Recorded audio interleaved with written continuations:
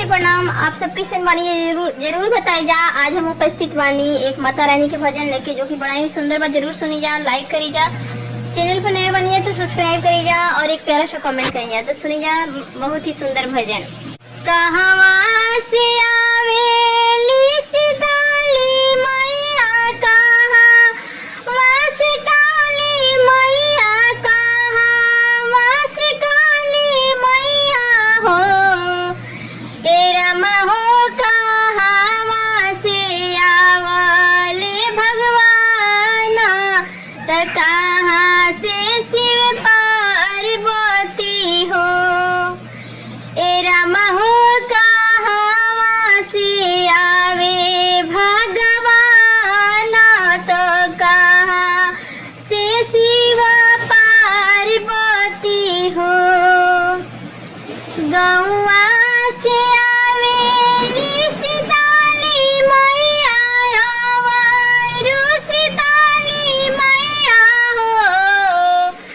गौआ से आवेली सीताली मैया, कलकत्ता से काली मैया, कलकत्ता से काली मैया हो।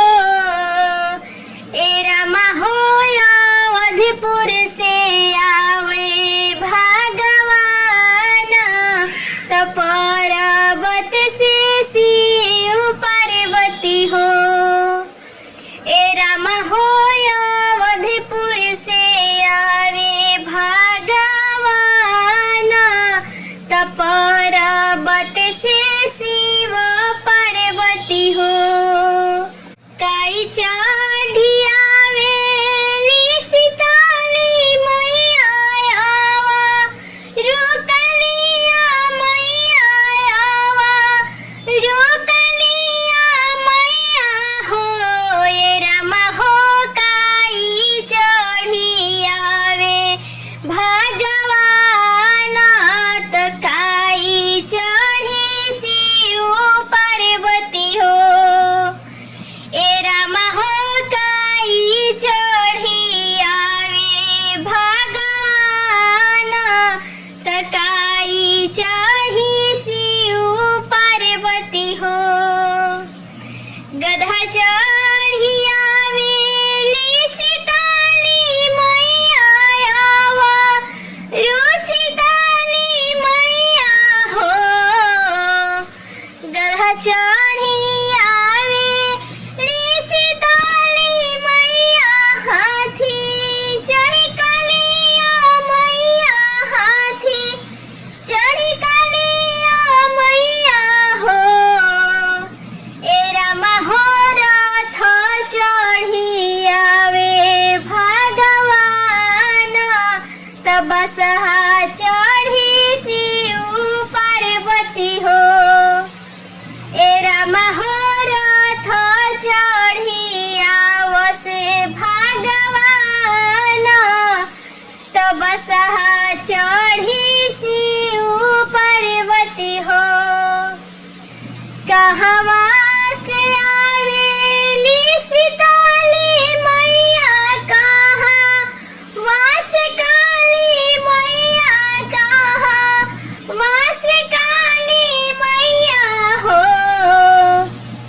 रामा हो कहवा से आवस भगवान, त कहवा से शिव पार्वती हो।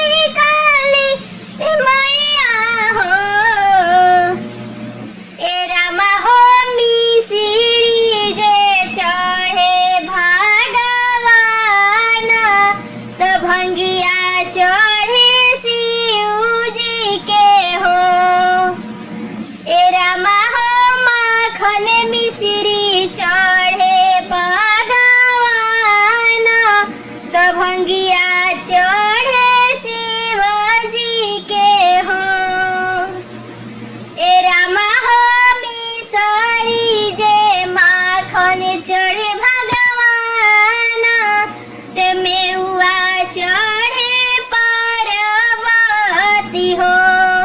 प्लीज अगर मेरी गीत अच्छी लगी तो जय माता दी जरूर कमेंट में लिखिए और एक लाइक कर दे।